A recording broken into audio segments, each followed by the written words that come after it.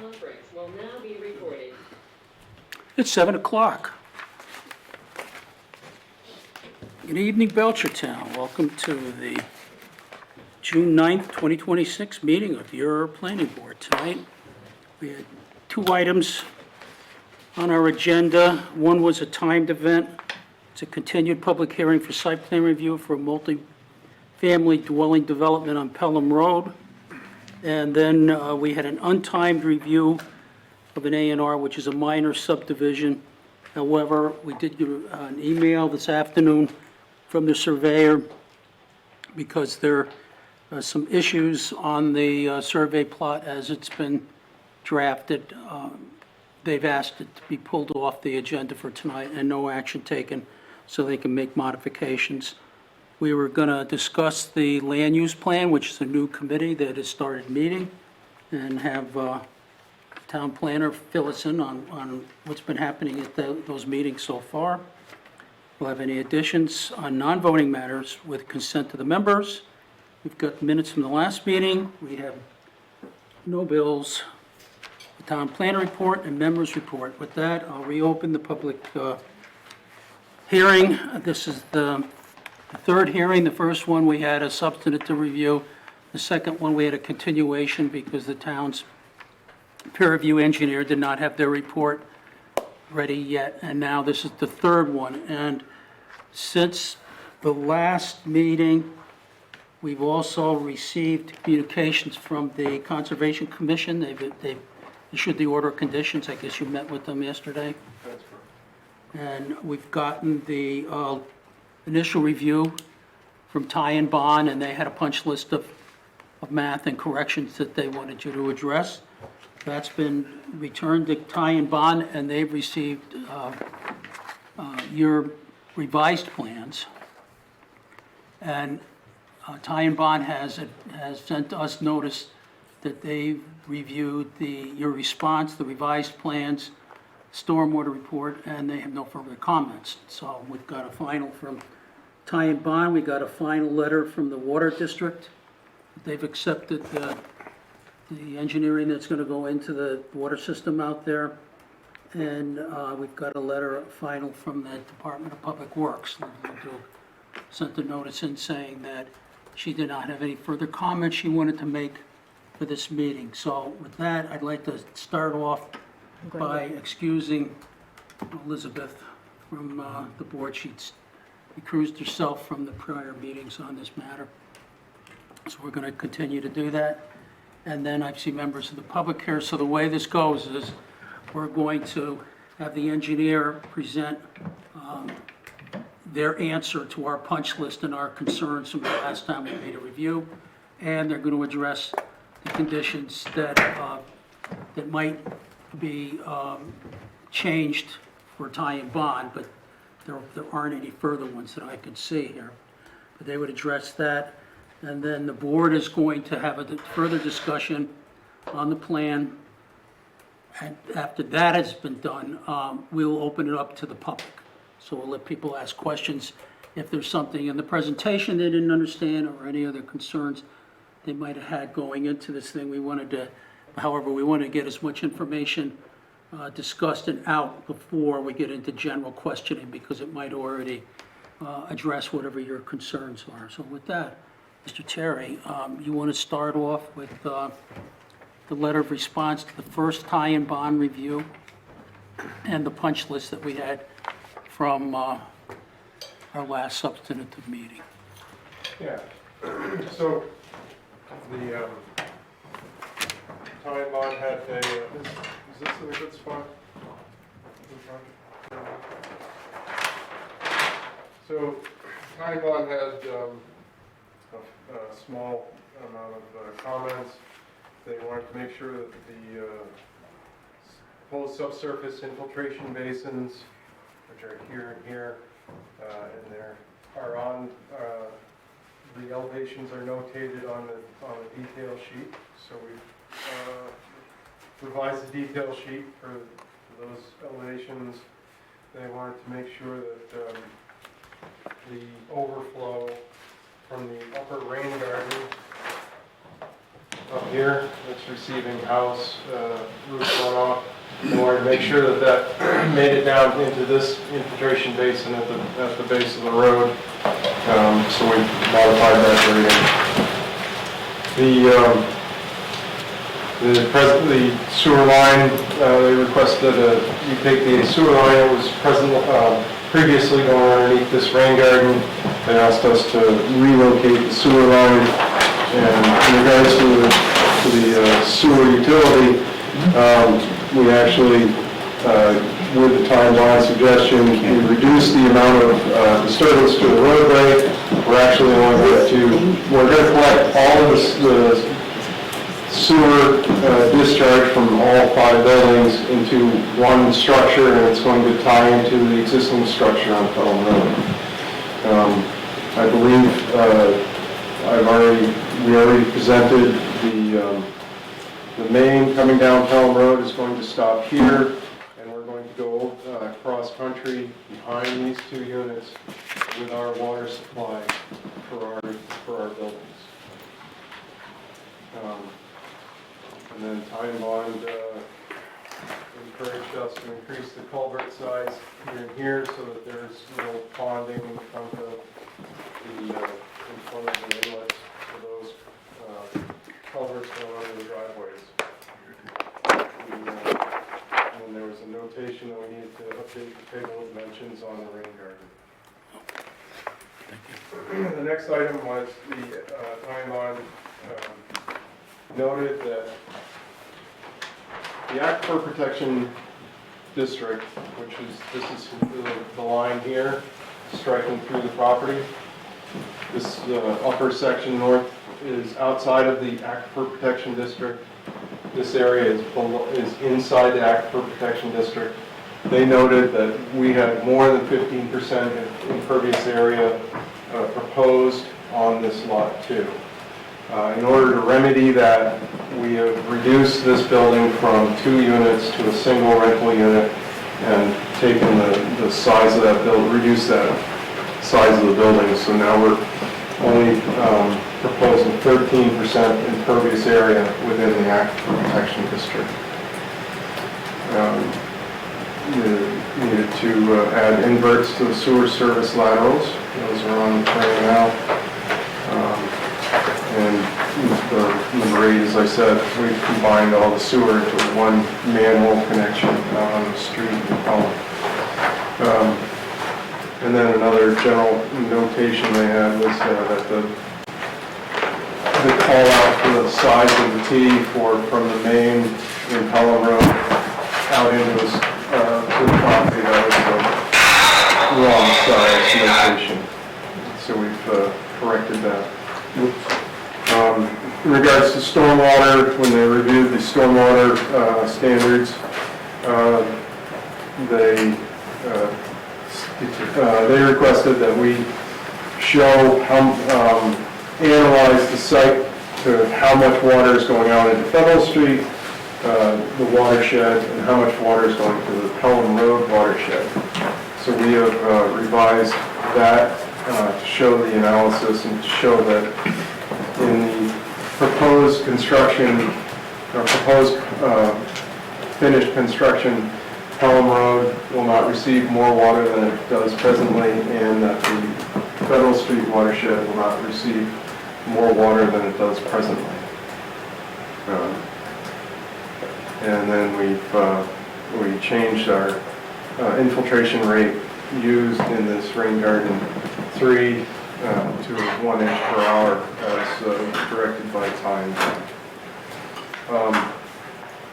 Part of the changes to the project, as I said, we reduced this unit, so now we're only proposing 9 rental units, but we've also added a gravel walk across the rear of the property so that residents in this development have access, clear access to the street, so the sidewalk on Federal Street to allow them, all the pedestrians, to access the Stop and Shop and all of that.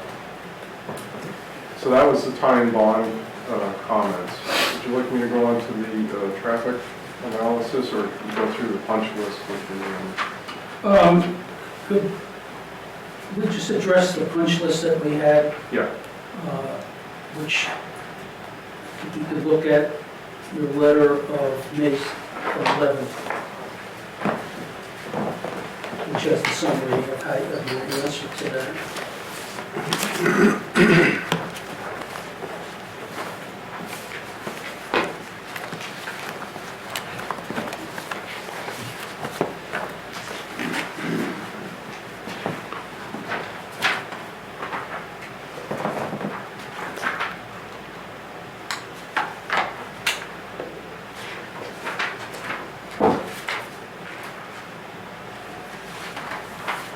okay.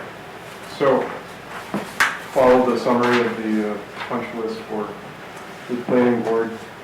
The gravel path with access easement is proposed along the north property line here. Provide foot traffic from the development out to the sidewalk on Federal Street. This avoids the pinch point of the entrance of Pelham Road. How are the people in the first two units going to access that path? These two units here, Yeah. well, they're going to walk out their back door onto the path.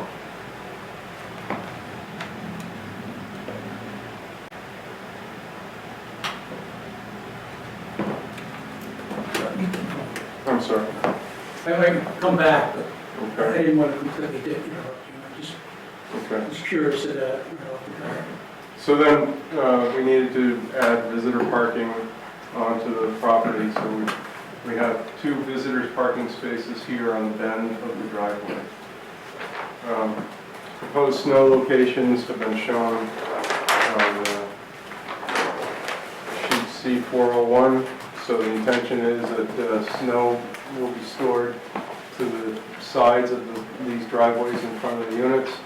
Snow will be stored in this triangle between Pelham Road and this rain garden infiltration basin, and then snow will be stored up here on the turn and opposite the units up in this area here. The planning board was asking about possible intersection mitigation measures at Pelham Road and Federal Street. We proposed that it could be turned into a right turn exit only, changed to one-way traffic, or closing the street intersection altogether. And our opinion is the right turn exit only is potentially the best solution to that entrance. It's your opinion, or is that what you're planning to do? I don't want this. No, this was this is just options that we brought up. We don't intend to do anything to that intersection.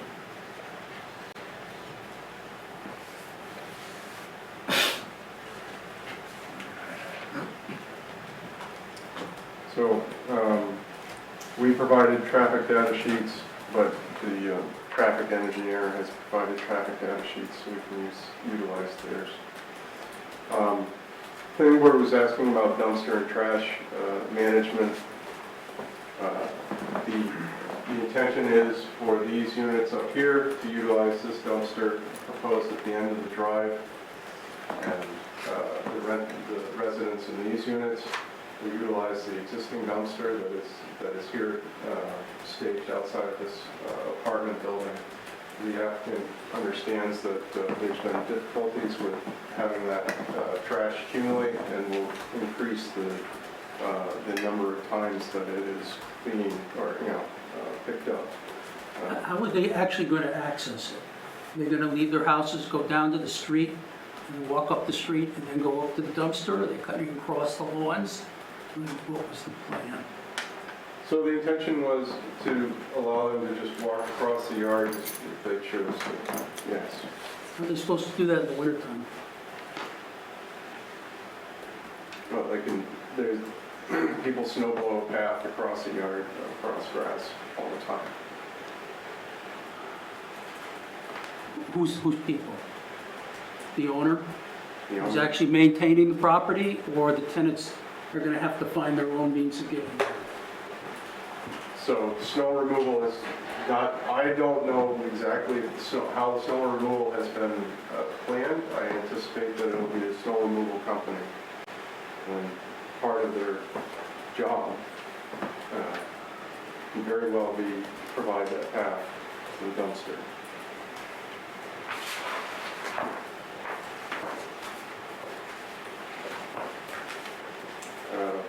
Another item is screen plantings to block vehicle lights. We proposed screen plantings here on this side of the property and here on this side of the property, so that vehicles coming up the drive and passing back and forth will be screened from screening their headlights from the neighbors.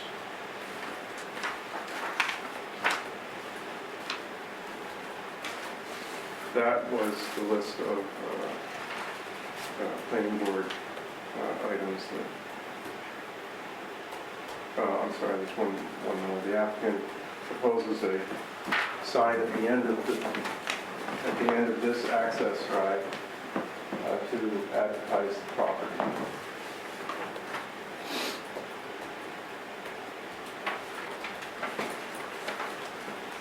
You all set for now? I'll open it to the board for questions. Yeah, we can go through the traffic report that was requested. Yeah. Start. Okay.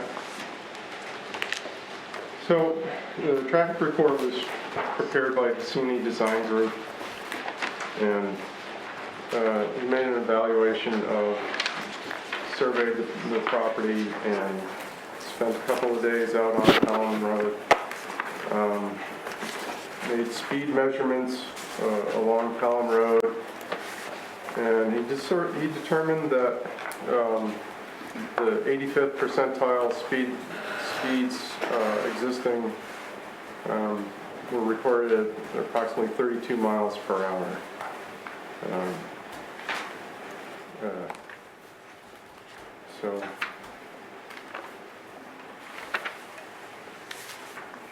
So he says that the vehicles operated generally consistent with roadway's character and traffic conditions.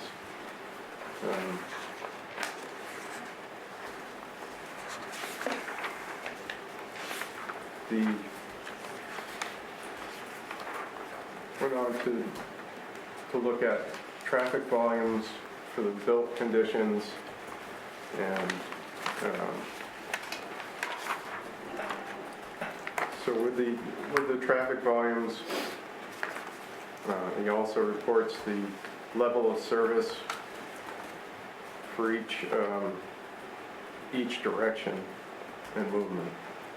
So at the intersection of Pelham Road and Federal Street, the existing conditions, we have a level of service on a weekday morning of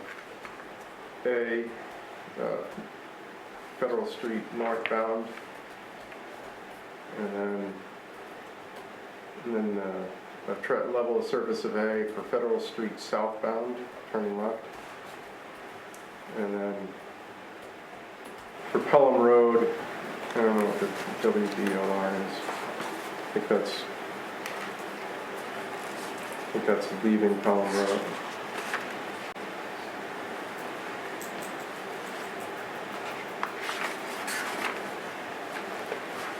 So he calls that a level of service of C, because there's a 22-second delay westbound.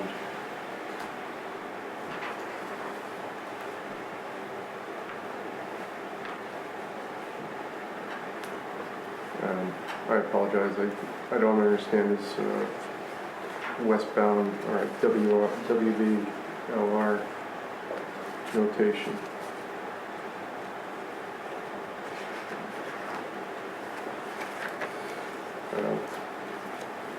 That's the Pelham Road and Federal Street intersection. Again, he analyzed the Pelham Road, Daniel Shays Highway.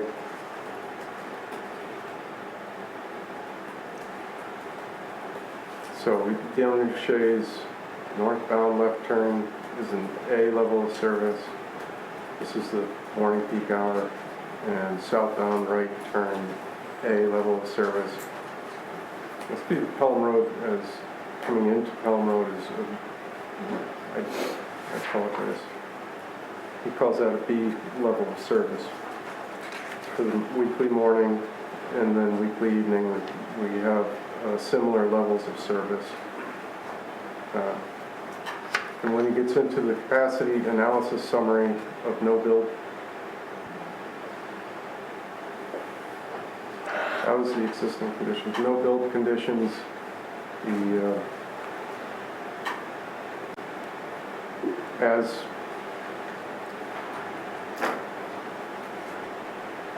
so the no build conditions is basically in 2033, if this project isn't constructed, this is the conditions at the different intersections. So he expects that the level of service of Pelham Road on the weekday morning is going to reduce to a D level of service from the existing conditions. In a weekday evening peak hour, it's going to be still level C level of service. And that's because of the traffic delay waiting for traffic to pass. If we move on to the as-built conditions, the delay is a minor increase from 25.7 on the weekday morning peak hour at the Pelham Road and Federal Street.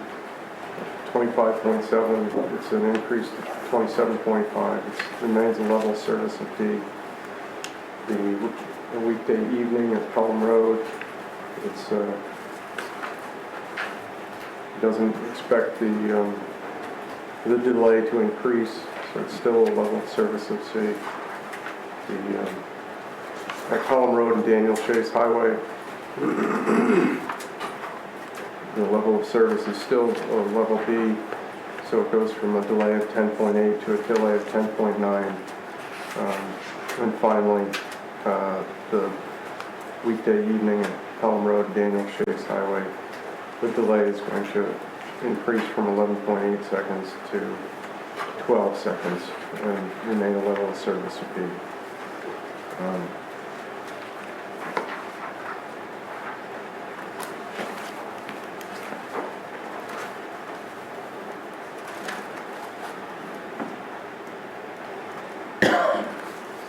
He reportedly continues on, talks about vehicle gap acceptance at Pelham Road and Federal Street. The average available gap is approximately 5.14 seconds, which is below a 6.5 second gap accepted by 50% of drivers. So some drivers may experience difficulty finding acceptable gaps, and this condition is expected to occur under both the no build and build scenarios.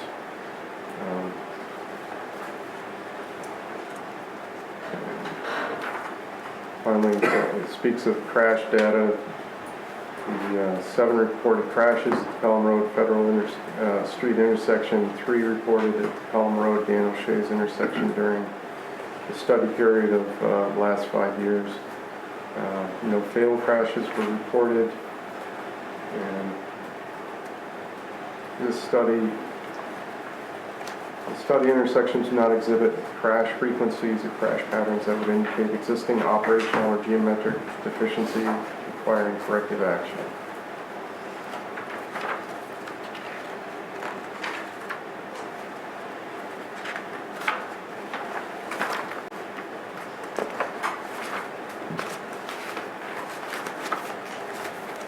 No, we didn't receive any special information on this issue from the police department in their comments. Okay. So it's the professional opinion of Hussaini Design Group is that proposed development will generate a relatively small number of vehicle trips and will not create significant operational or safety impacts on the surrounding roadway network.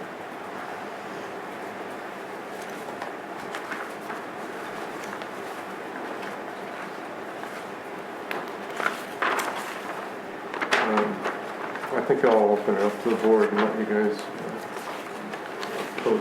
present your questions. Right, people have heard the information, we've got all the supplemental information that came in the last couple of weeks. Does anybody have any questions? Mike, that's several, and so we'll let you start. So while we're on the traffic there, I appreciate, number one, you're providing the initial source data that you used for your initial presentation, as well as this more detailed traffic here. And one of the things that I want to focus on here with the traffic is that what we run into, I've realized everybody runs into this, is I'm going to use the analogy of the frog on the stove in the water. And the water heats up. And with us, that's from the planning board aspect, we run into this in terms of traffic, that there's a small increase here, and it's negligible compared to the traffic that's there. And then later on, there's another small increase and another small increase, or traffic patterns vary or whatever. But at some point in time, we need to take the temperature, we need to measure the temperature of the water and see how close we are to boiling. And that's part of what your traffic study does for us here, is that I will recognize the number of trips, the increased load of this particular project may not cascade a huge effect on the total picture, but it's one more turning up of the water temperature. The level of service for the left-hand turn from Pelham Road onto Federal currently is a C. And if we do this project today, it will stay a C. A little bit more of a C than it is a C now, but it'll stay a C. And if we don't do anything, it'll become a D. And with or without this project, it'll still be a D. With the project, it's a little D, it becomes a D level of service a little bit quicker, but it still is going to be a D. Having said all of that, the only thing to me that is realistically viable to address what I consider to be an issue is that left-hand turn, is to make that into a right-hand turn lane. And all that would be a sign and paintings on the pavement. So I'm going to ask that that be incorporated into the project. The right turn only sign and the painting of the pavement, an arrow, in order for us to address right now what is a level of C traffic situation, left-hand turn, and will become a level D. So I'm going to put that on the table as a condition of my approval. I'm not speaking for the board, I'm speaking for me, that we make that into a right-hand turn with the project working with DPW to get the sign installed and get the paint on the road. Okay. I didn't realize, to be honest, how close we are between a C and a D in terms of level of service on that turn. I knew we left-hand turn is a problem, but I didn't realize it was as documented by this traffic study. So that's my address for traffic. Okay. I am concerned about the chair brought up the issue of accessing the dumpster in the wintertime. Likewise, the access to the pathway in the back for the people in lot 1. Again, wintertime kind of access. Wintertime is the worst time for us having people walk in the streets. So I'm a little concerned. I don't like the the presentation that says, well, I would imagine that, I would hope that, I would, think that somebody will, I'd like to see some more commitment from the property owner, that they will provide clear access, especially to the dumpster, year-round. Okay? That needs to be put. And then my last question is on, I'm not sure which drawing it was, there showed a 4-foot wide sidewalk in front of the existing apartment building. So, in order to have a discussion about the difficulty with the Pelham intersection, I provided the board an exhibit that we can discuss. That's on 11 by 17. Yeah.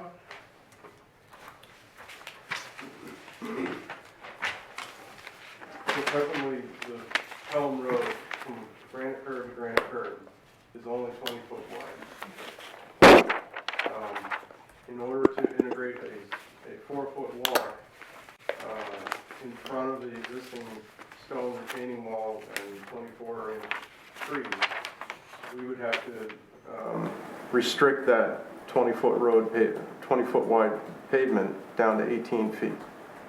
And so it's not, Suitable, viable. yeah, it's Okay, that's what this drawing was showing us. correct. Okay, I thank you for that clarity.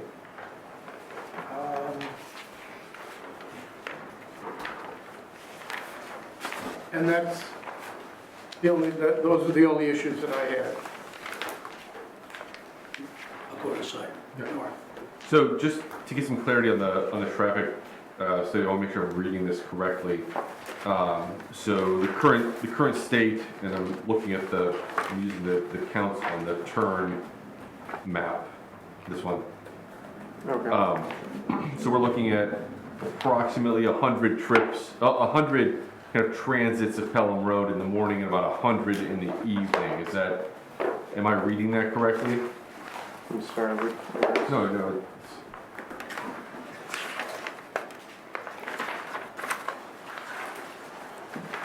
Which one are you looking at? Oh, It's in the data. It seems like the easiest one to It's count. in the background data.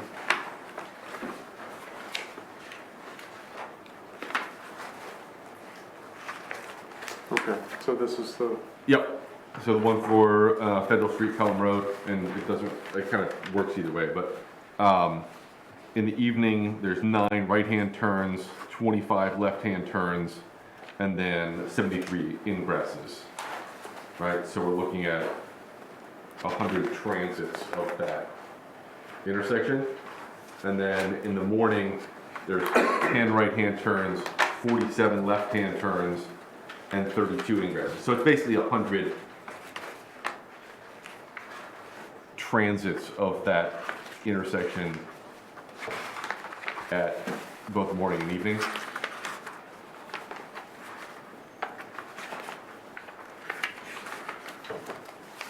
so this is only, all right, so this was on Wednesday, May 20th.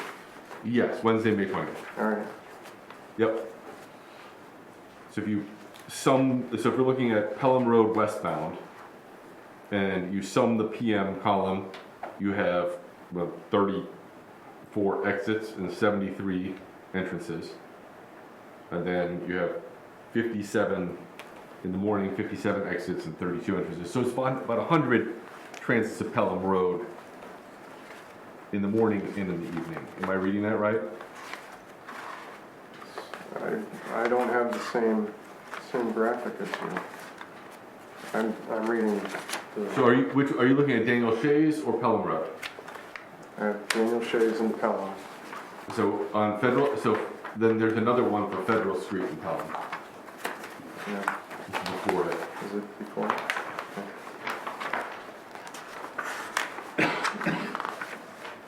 First page after these blue guys.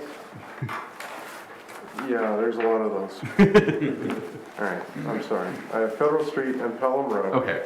Westbound, so the Westbound. AM So AM, it's 10 right turns, 47 left turns, so 57 exits and 32 entrances. Yeah. And then in the evening, there's 34 exits and 73 entrances. So if am I reading it correctly, that's 100 in the morning and 100 in the evening transits of Pelham Road? So I've got AM is 10 and 47. Yep. So that's 47 exits, and then below that, entrances, you got 32. So that's entering into the, Yep, so transits of the road. okay, So 100 transits of the road, right? sure, if you're counting everything that's back and forth. Yeah, we should count everything, right? Yeah. Okay. And then in the evening, it's about 100. So that's 200 average daily trips total. Yeah. And then you're saying we're going to increase that by 70% with an additional 140 trips, average daily trips. So we're increasing by 70% the amount of traffic on Pelham Road? No, I think you're adding,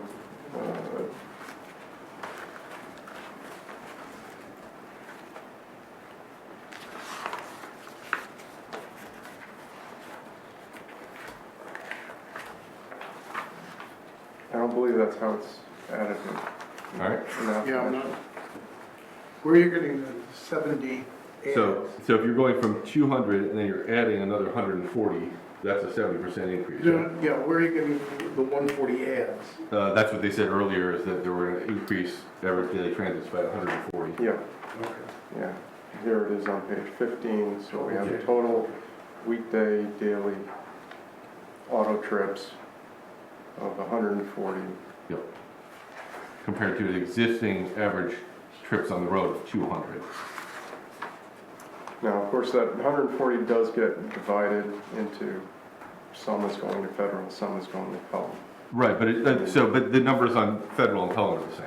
But yeah, So we're looking at a 70% increase on traffic on Pelham Road. sure. That seems more than a minor increase. I'm not sure how you get minor out of that.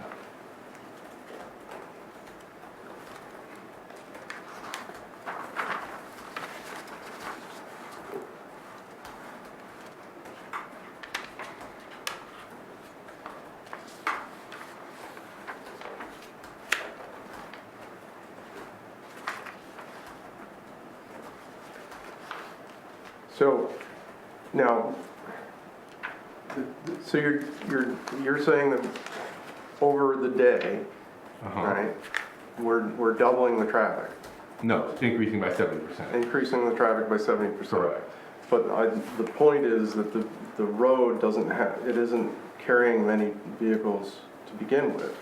The road is carrying 25 vehicle trips approximately during the peak hour.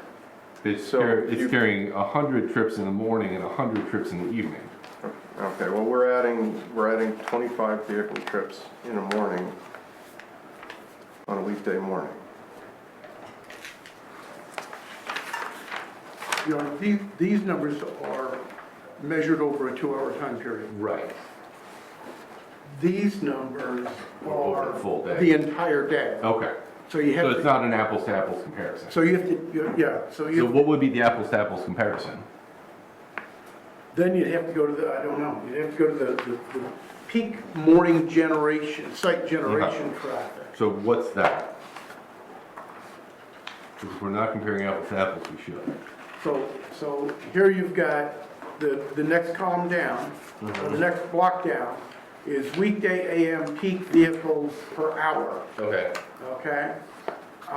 Exiting, 20 exiting, And 6 entering, so 26. so yeah, So total we of should compare 26. 26 And to then, 100. and then, So it's a 25% increase. well, of those, the question then becomes how many are heading westbound into Pelham? I mean, into Federal, as opposed to eastbound into Daniel Shed. The numbers are basically the same in either direction. So of the 26, do 13 go to Federal and 13 go to Daniel Shea? Well, I'm just looking at it. So you're right, the load on the pavement is the same, Uh-huh. but the load on the intersection, I'm looking at the road as a whole. okay. So road traffic increases by 25%? Is that what you're saying? I'll agree with that. What, I mean, is that or is that not? I'm You're the one with the study. We hired a traffic engineer to provide this study, and he is presenting that 25 more vehicles are on the road during the peak hour, Okay. during the weekday. 20%, so 25%.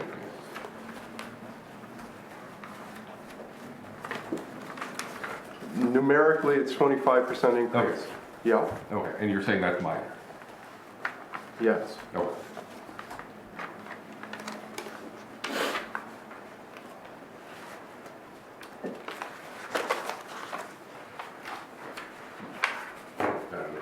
Also, Leonard, did you have anything you wanted to add? I had the original estimate on trips was 11. It was 11 in the morning and 11 at night, and now we're jumping to a new number of 25. Do I have that right? So the traffic engineer utilized a different vehicle trip ends calculation than I did originally. Oh, okay.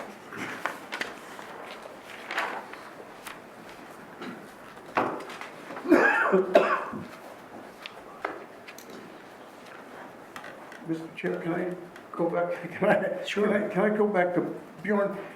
Same subject. What, yeah, same subject, so I'm proposing that the issue is the delay caused by the left-hand turners trying to leave Pelham to get onto Federal. Right. Is there another issue, or what would you recommend? I'm not sure what I would recommend.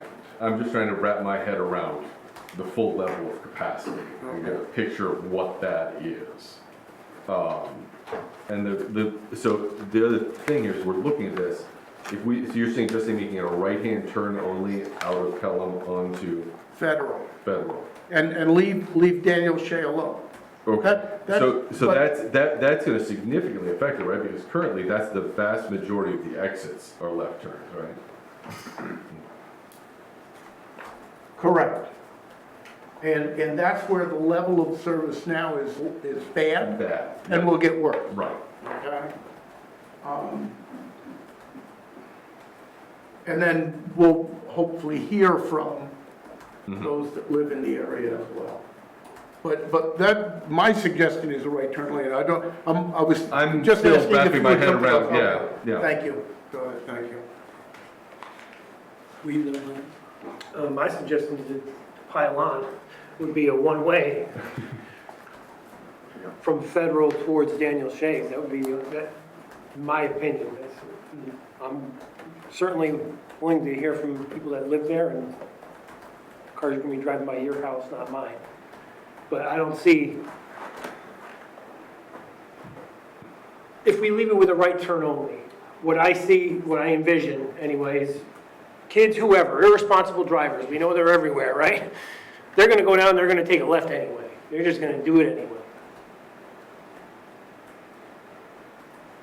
But they won't go the wrong way down a one-way street. I think they're less likely to do that.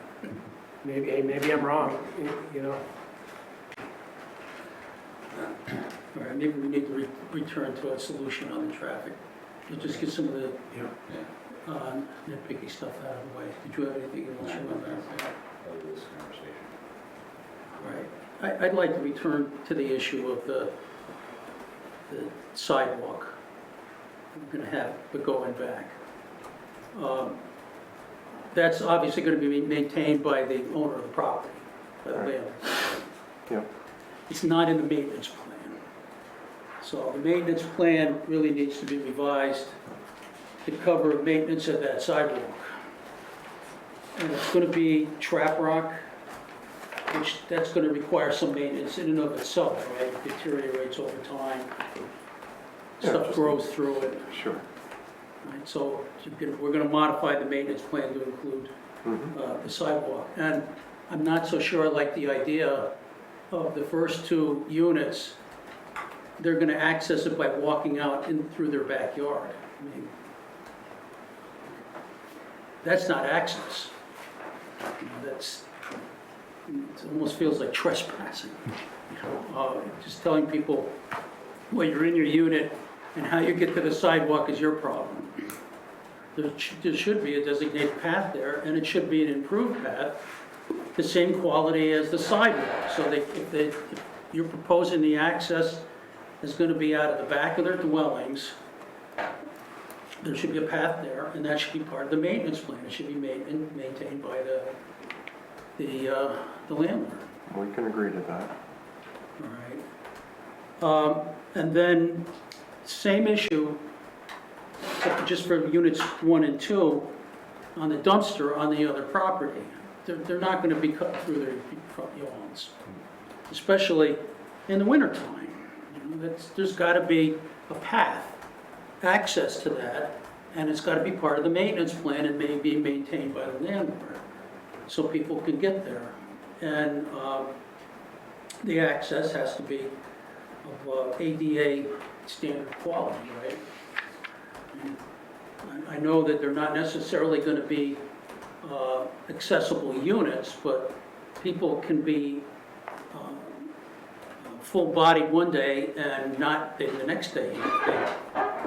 They break their leg, and now they're in a cast. Now you have to have ADA compliance, so they're not going to be able to utilize those pathways, right? So the slopes on them, and we weren't too sure of where it goes up and hits the sidewalk on Federal, whether there's a slope there or not. We tried to eyeball it, but it's all so green right now that you can't really look and see if there's any slope in there. No, we have to cut through that slope to get the sidewalk to. So you're gonna cut it down to an ADA acceptable Yes, slope on its entrance into the Federal Street correct. sidewalk. Yeah. All right.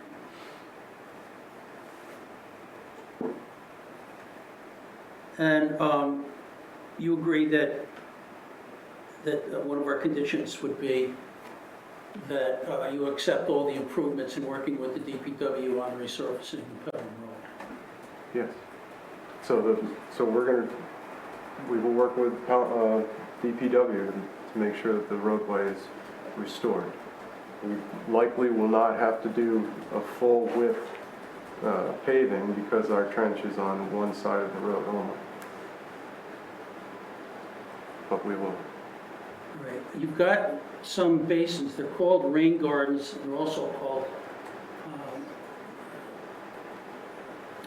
Subsurface infiltration. you had some infiltration basins. Correct. They're not going to hold water, are they? No. I went through the storm management, I couldn't figure it out. Whether there was No. going to, actually, if there was a 100-year storm, there's going to be no real accumulation of water there. That's correct. No, they will, the calculations we presented to Ty and Bond was that within 24 hours, these basins will be empty. The maximum that they're going to hold in No, that's an not. exceptional storm? The criteria of making sure that this is emptied in 24 hours is if it's a standard kind of, like a 1-inch rainfall, not a 6-inch rainfall from a hurricane. So during a hurricane, they will hold water a little longer than 24 hours. But they are constructed and designed to dissipate and not hold water. The only other thing that actually I did have one other matter. What are these things going to look like? I'm sorry? What are these things going to look like? Do you have Oh, architectural drawings? The yet? buildings? I thought we presented in the original, There's a drawing in there? I don't know. What we saw a month ago. Of what they're really going to look like?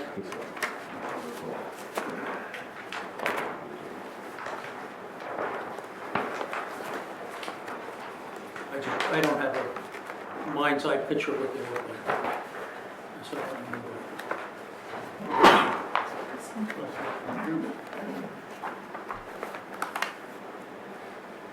you're telling me it is in there? I thought, I'm pretty confident that we have it in. I recall seeing something. It's a standard residential home, vinyl siding.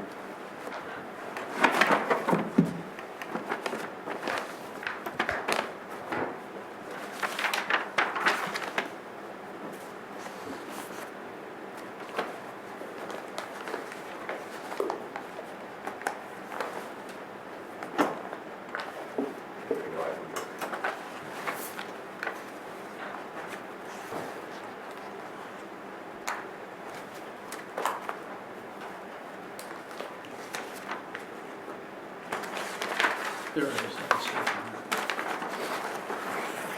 I believe this was presented to the town. it. Yeah, I'm not gonna criticize them, I just, I didn't remember them. There's just a couple of options that are shown. Yep. So basically, it's a drive-under garage, first floor, second floor. The only other discussion that I wanted to have was just to make sure that we agree as a board what we're gonna do about traffic. And we can wait and get comments from the public first and then return to it, or we can lay out some basic understanding of what we're gonna do about it right now. I'd like to hear from the public. Okay, you want a right turn? I wasn't too sure what your final conclusion was, Bjorn.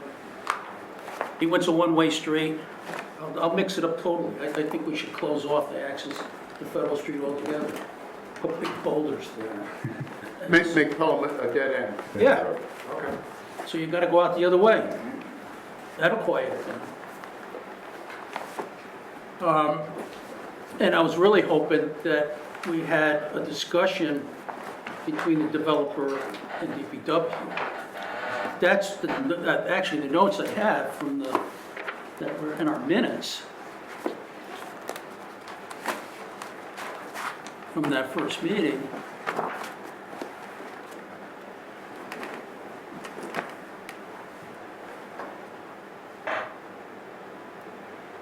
Well, I know Linda's reached out to No, it doesn't say that. the Massachusetts traffic engineer for DOT to see what level of involvement they would want to participate in any kind of decision-making process and what data they would need, et cetera. And they basically replied back, I'm paraphrasing to Linda, saying, well, this truly is a local matter that you can resolve without our input. They don't want to get into it. Were you at this Complete Streets meeting? Is that what you're getting at from? No, this was discussions with Linda at DPW. Now, this road came up during the last meeting of the Complete Streets Committee. What did they have to say about it? That this is one of the priority projects that's being identified, or priority problems that's being identified, that would go into a longer-term transportation plan.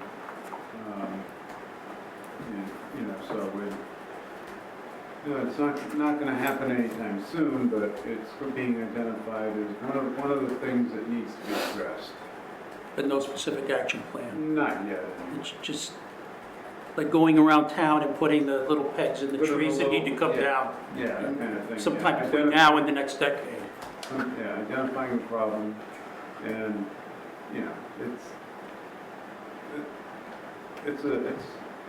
it's not close to being completed yet in terms of any kind of a plan, but We're not it's gonna being resolve it. discussed.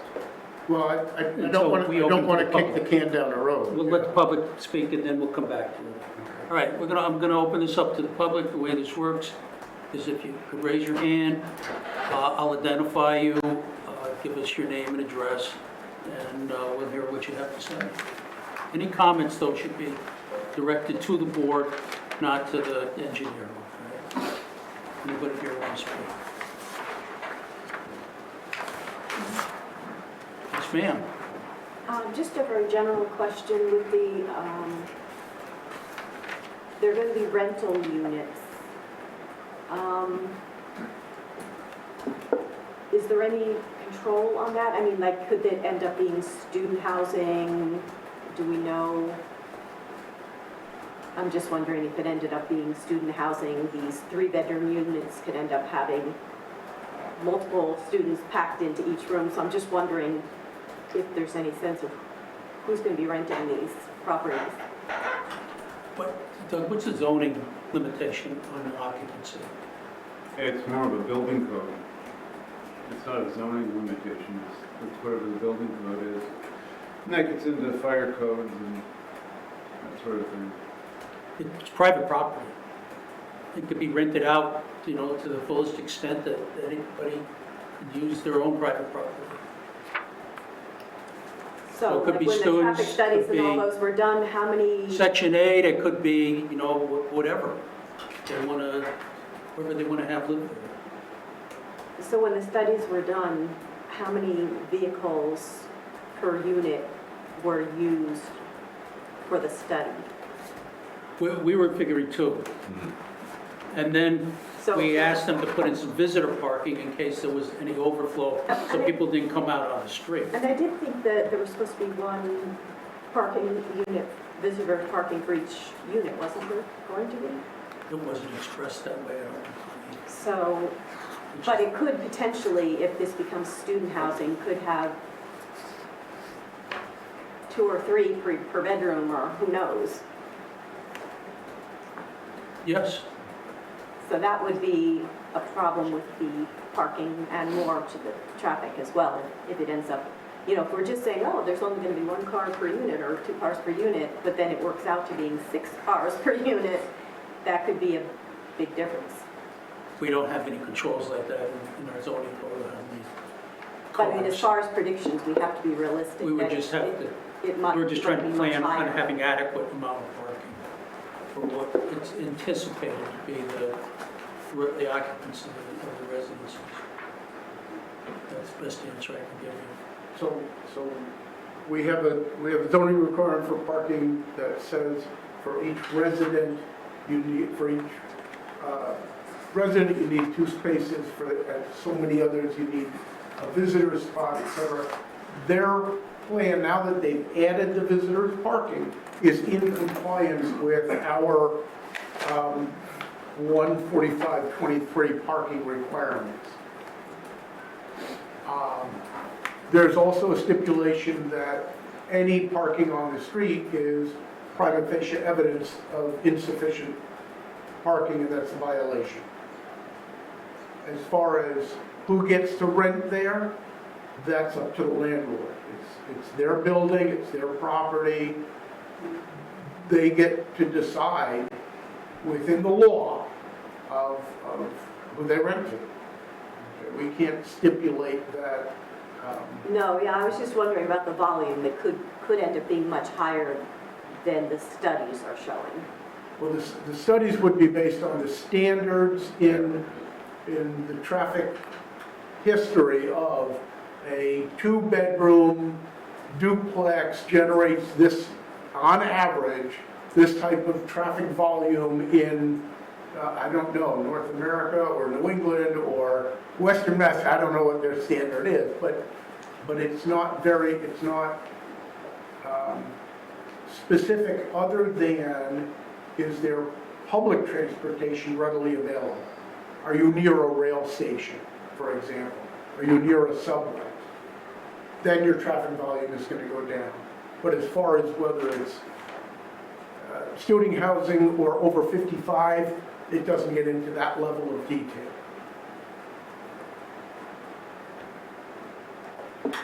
Anybody else? Yes, ma'am. Hi. You were just talking about the traffic in general. I know that on the right-hand side of our street, coming from Federal, so you pull Stop and Shop side, I have seen multiple cars go off onto the right-hand side because it is a very steep drop-off into like a swamp-ish area right across from the 50 Federal that is there now. One time someone I saw tried to make a 3-point turn, they backed up to on the second point, and their car was like this, because it was a steep drop-off. Concerns would be with the driveways that are coming out, people moving over, and with no recognition at all on how steep up that drop-off is, more cars can go off the side of the road there. And then changing the road traffic. The VFW is a very prominent business in town. Changing something, we have to keep in mind their business when we start changing the roads. And we also have to think about Town Mart. When you change the directions, they have entrances on both ways. People won't stay at the light, they'll cut right through to cut through their property. So we have to think about those two local businesses when we start changing patterns and everything else with signage or anything like that too. And then, do you have the dates of the traffic study? May 20th, I think it was on Wednesday.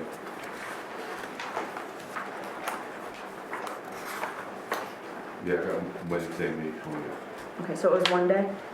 I'm a math teacher and I'm teaching my kids about statistics and probability right now and how you can collect data to make it look skewed and everything.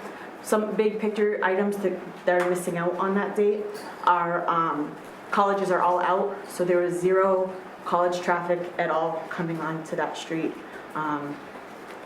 That was like the biggest concern. There's lots of colleges. You got UMass, Amherst, huh? So just kind of keeping that in mind too when we collect the data study on that date. Can I ask, the 3-point turn, why would they be making a 3-point turn? I mean, I have no idea. They were literally, their car was T-bone with the road. That I didn't see them fully make the 3-point turn, but that would be the only explanation. They were literally like this, and I had pulled over and I was like, "Are you okay?" And they're like, "Yeah, a tow truck's coming already." And it was during the winter time. So I don't know if they didn't see the snow. I have no idea. And then another time in the snow, you could tell that because as the engineer had said, road's only 20 feet apart, must have tried to slide over to alleviate some space in between, and that car went off to the right-hand side into the ditch. So those are my two, single car, not like an accident, but just my own observations from living on the street. That's all. Well, it's just all the traffic studies done on a slow weekday and no weekend data. It was Monday through Wednesday, I believe, we saw things up. The roads get busy on weekends too. So was the skewed data, low data. Anybody else? One more time. Nobody. All right, we got to go to universe out there too. I don't see anybody else up, but just on the chance that somebody might want to comment on this. If somebody is accessing the meeting through GoTo and they want to make comment on this proposal, please green up and we'll hear what you have to say. Not seeing any, not hearing any. All right, we'll turn it back over to the board then. What do we want to do about the traffic? We come to a consensus?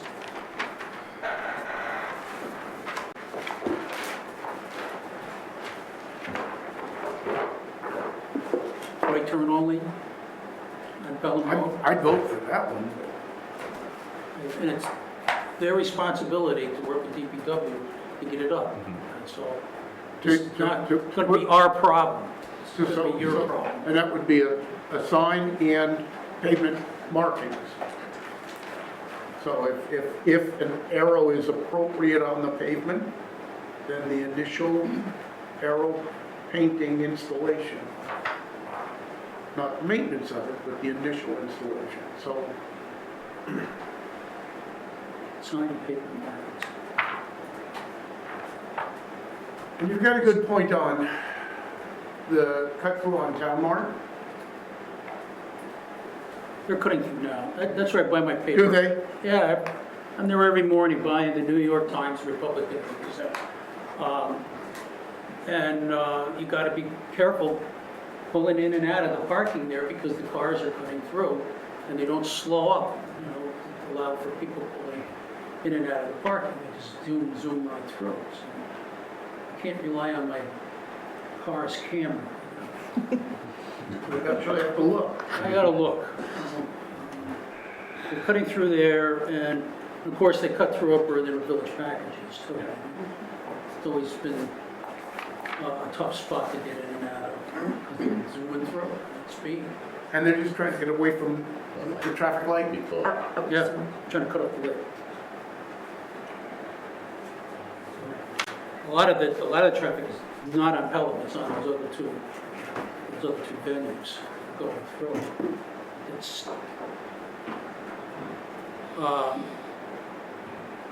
that, you know, is a problem for the businesses that are located there. So, do we have an agreement that that's going to be the solution we're going to condition on the site plan? So what's your argument in favor of a one-way? One way would wipe out anybody coming from what I'm suggesting, the one way would be off of Federal going towards Daniel Shea. That would be the one thing. We go from Federal to Daniel Shea. Correct. That would wipe out anybody coming from Daniel Shea to Federal. They'd be, That'll wipe out any left turn, Yeah. same as your right turn. Let's not use the word Wipe out, yeah. That's not my favorite.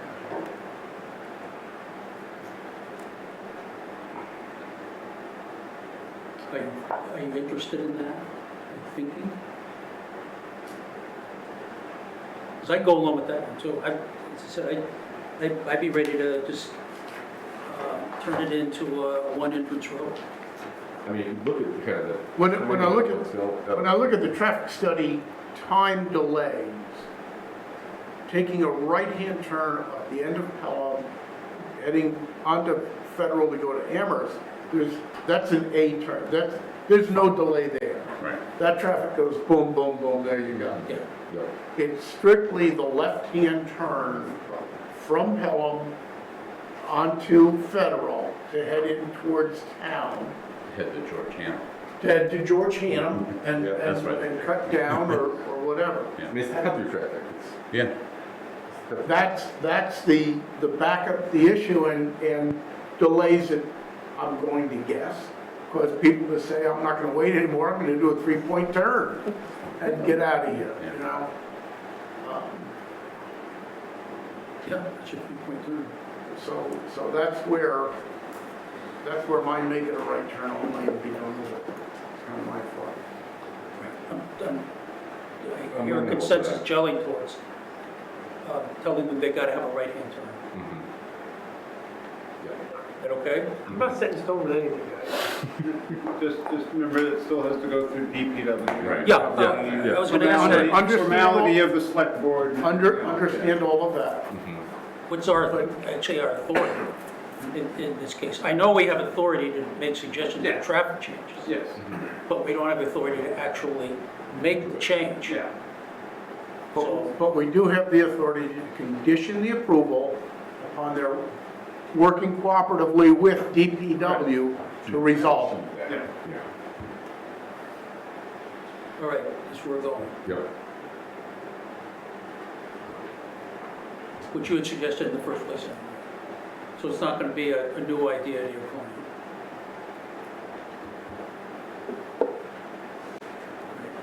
For conditions, too, I need the maintenance plan modified to include the sidewalk maintenance. And I think the plan needs to be revised to provide sidewalk access for those first two units. And if you're going to have any access to the dumpster on the first, for the first dumpster, that doesn't involve them, because you could always just say that, well, they're going to have to walk out of their front door, down the driveway, down Pelham, and then go up there in order to access the dumpster. If you're going to take it across the lot in some way, where is that going to be? And what is the physicality of that sidewalk going to be? And it's got to be part of the maintenance. And then it also it'd be a condition of this site approval for any modifications to Pelham that you're gonna work in conjunction with the DPW, and you already have the actual specifications in a letter on that. Right? So I've got 5 conditions: the traffic, the maintenance plan, sidewalk access, dumpster access, and DPW conditions. Did anybody have anything else that they wanted to bring forth as a condition?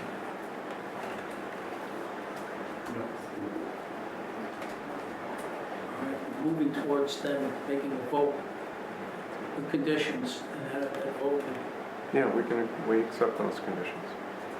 accept all those conditions. Yeah. Public hearing is still open. Anybody else in the public want to make any comments? We're getting ready to close the public hearing. When we do that, we're not going to take anything more from the public. We're going to just work on the information that's in front of us. Hearing none, I'll make a motion then that we close the public hearing. Seconded by Bjorn. Motion made and seconded. Any further discussion on the motion? Hearing none, we'll move to a vote. All in favor? Aye. All right, so we're going into deliberation on the site plan approval. I don't see any fundamental impediments to just going to approval with conditions. And we've got the basic conditions basically hammered out. Does anybody else want to make any further comment on before I take it to a vote? My only comment is, before we do a motion, what is the date of the latest version of the drawings that show the revised number of housing units? What is the reference drawing date that we would use for the motion? 6/4/26 is the revised plan that was presented to you.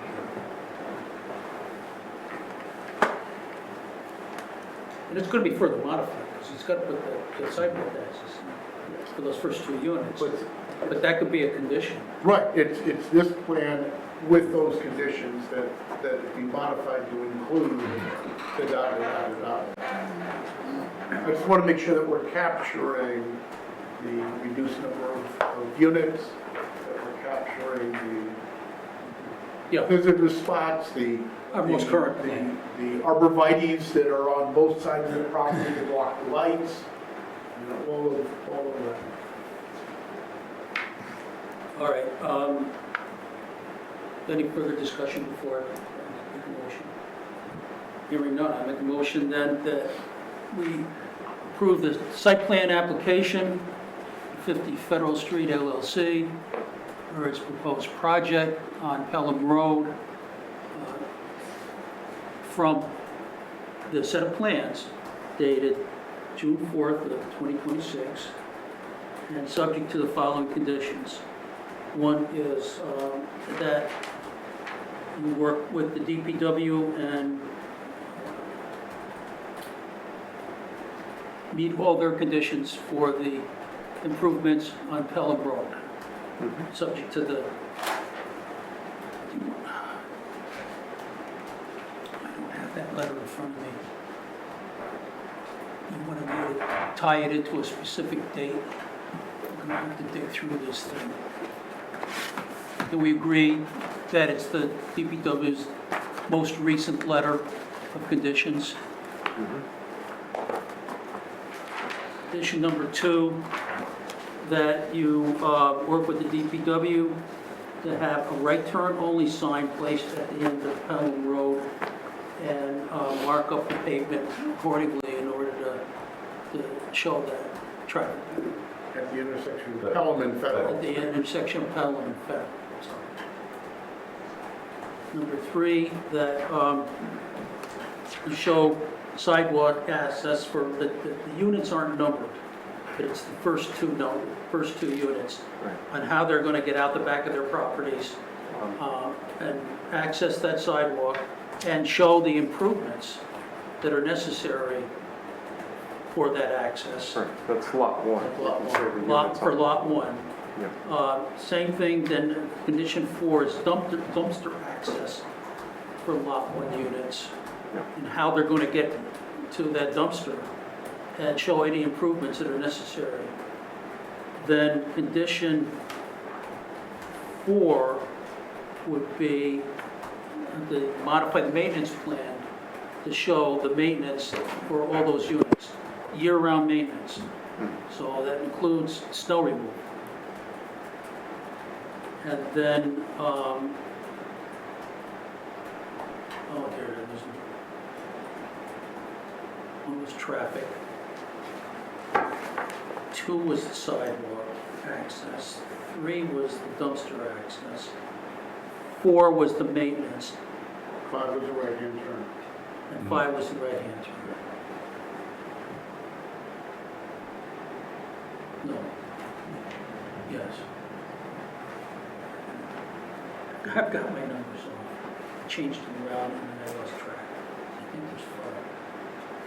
There's 1, 2, 3, 4, 5. Traffic, which I had as number 1.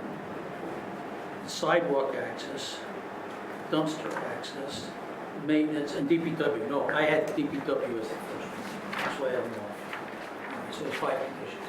We've got all 5. Okay. Do you have questions on that? No questions. All right, so the motion's made. Do I have a second on it? Seconded by Mr. Balfour. Motion made and seconded. Any further discussion? Before we move to a vote? All right, so motion's made with those 5 conditions. It's been seconded. Call for a vote. All in favor? Aye. Aye. Let the record show 4-0-0. I'm a nay. Oh, sorry, I got moving too fast. So we've got 3-1-0. 3-0, yeah, 3-1-0. 3-1-1, actually, because we have an abstention. Because we had, She's a Yeah, she recusal. recused, that's right, yeah. So 3-1-0. 3-1-0, I'm sorry. motion passes. All right, we're all set. Very good, thank you. That's our business for tonight, ladies and gentlemen. You're welcome to stay.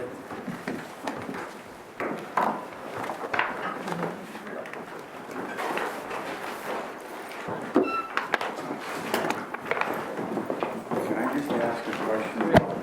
I didn't write all those conditions in. Will you write them in? Excuse me? Oh, the property that got dropped for tonight, From tonight's meeting, the A&R? South Washington Street? South Washington. Oh, yeah, I announced that when I went through the agenda. There was an issue on it where one of the lots was not marked as not a building lot. That's the one on Alden Ave, correct? Yeah, Okay, so so we told them that we were either gonna mark it as not a building lot, or if there's other conditions that you wanna modify, such that you want it to be noted as a building lot, you're gonna have to go back and have some other action taken. Are you abutters? No, that's my lot. And I went through this Come- 25 years ago. All right, well, come With you forward, guys. and we'll talk to you about it then. Okay. But we did get an email from your surveyor telling us not to take it to vote tonight. I haven't had a conversation with them. I'm gonna bring that in front of But that's- Elizabeth, because she had this member of the board had the primary discussion. That's only one piece of the whole pie, though.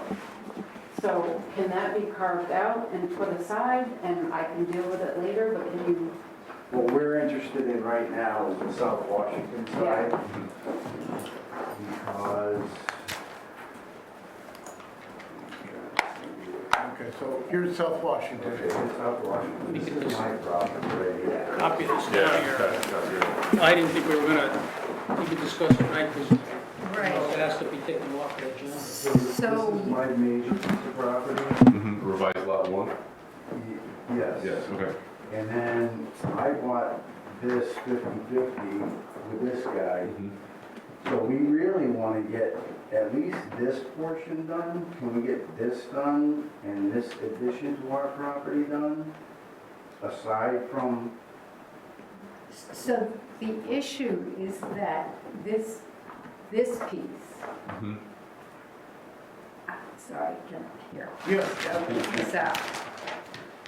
The one that's called Revised. Estate Lot 1 is technically not a buildable lot. Now, you have noted, or the surveyor has noted This lot? on these two parcels, A and B, that they're not buildable lots. Okay. And this one, because of not having sufficient frontage on Alden, is technically not a buildable lot.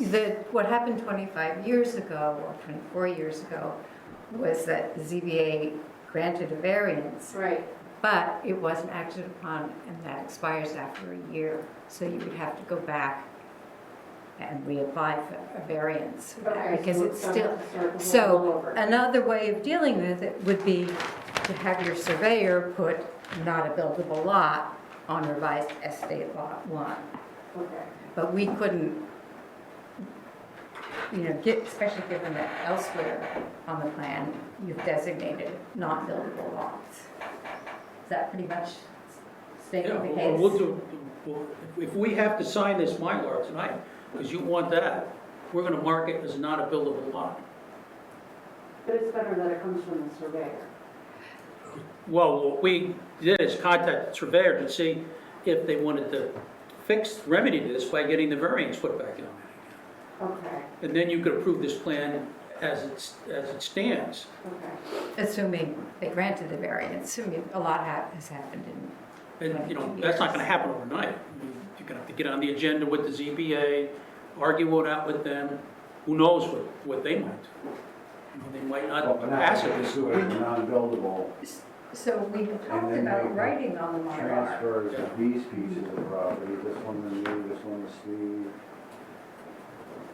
Doug, So you had said that there have been times when people have written on the Mylar, Not a building? not a buildable lot, and that has sufficed. We didn't know that whether or not you'd be here, and you didn't feel you could just start marking up your, so,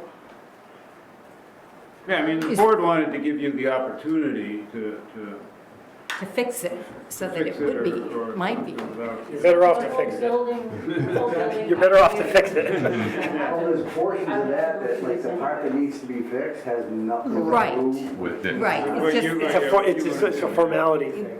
because of this, what Unfortunately, the we A can't. and R, it needs to say on it that it's not a buildable lot. We can't convey that on this plan. We can't just start writing notes, on it saying, paying attention to just these two books, but paying attention to that one. I mean, if that one is on there, we're gonna fix it. Yeah, the registry of Well, we're deeds not is gonna very sign the fussy plan. about that stuff.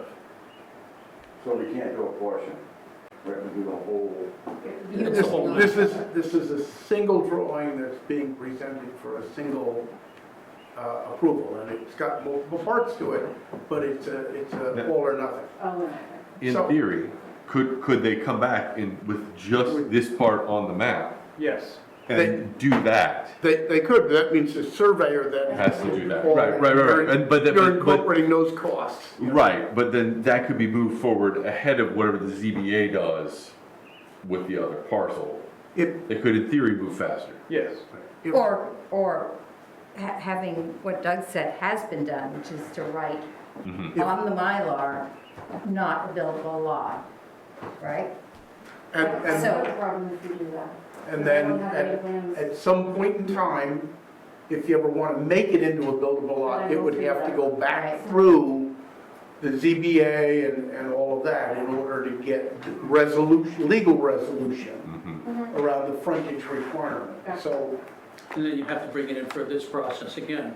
But it would No, at least they would be separate. no, they wouldn't. Well, if it's marked not a buildable lot, and it's Yeah. recorded, they have to bring it back here to get a Mylar where that language is removed Wouldn't it? In the future. in the Yes. future. Yeah,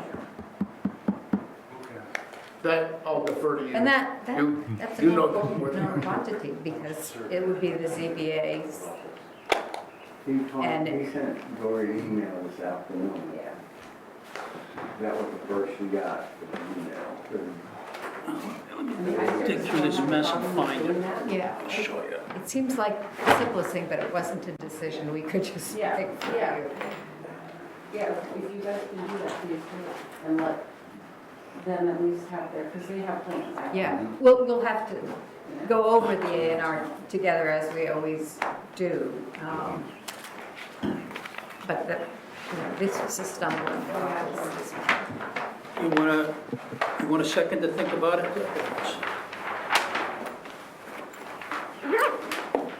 Are you asking the applicant? That's the note from the surveyor. Is it, it's just a little one line at the top. Yes, it's not sign it. Oh, Dory was not able to have a conversation with them either.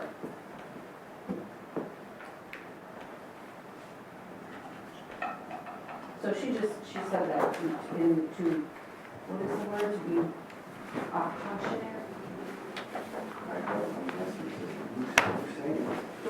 Dory said don't do anything, she didn't know what to say. Right. That's why, that's what happened. I mean, we're going to get in 2 weeks, if you want 2 weeks to hash this out amongst yourselves and then come back. We own that property together, and basically, we just want to get this Yeah, part your piece settled taken care of. and this Yeah. And 2 weeks is not I going to kill you. can take silver for this one. We didn't hear you say that. That's awesome. All right, so we come back in 2 weeks. Well, that's an option there also, yeah. I hate that we held you up for an hour and a half to get to Well, no, this. we've been dealing with this with the surveyor for like almost 3 years. 2.5 years, 3 years in October since that we've been waiting to get this done. I will never hire them again. You can go ahead and write it on my line. I'm okay with it. Now, is it our, do we write it or Or do you want me to write it? Like, No, you can do it. Oh, we'll do it. what is my line? That's Plastic one. Plastic one. It's the version of this It gets This recorded. one here. This is. It's that one. Yeah, it's the one that actually goes to the registry. You just tell me. It's not paper. Before we do that, though, on the application, who are you? Who are you? Who are you? I'm not gonna take orders from just complete strangers. Well, I on, need to see offers, on the Mylar, it That's the is, application. I think Take a look at who's on it. it's Doria and Jeffrey who are on the Mylar. Okay. I'm Kenzie, that's the estate lot. Do we have Jeffrey here? Okay, So so, we have Jeffrey, Kenzie, and Story. It's- Stephen? Steve Lusty, 415 Yeah. South Washington. they're on the application, but it's Doria and Jeffrey who are on the Mylar.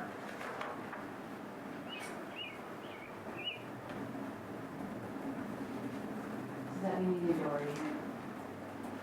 I mean, sometimes no one's here, so I don't think so.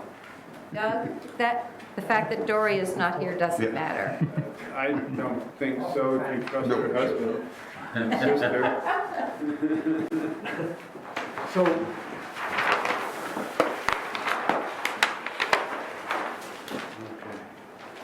So, you're. so Right. We've got and Jeffrey. we've got all their signatures on the review. application. We do. We're going to make the review, right?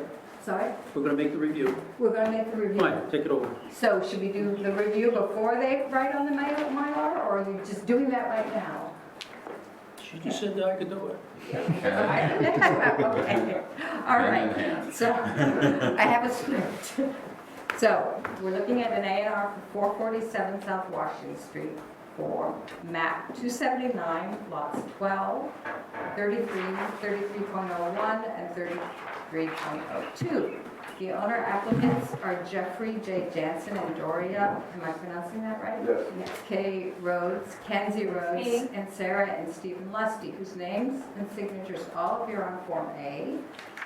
Jeffrey J. Jansen and Doria K. Rhodes of 447 South Washington.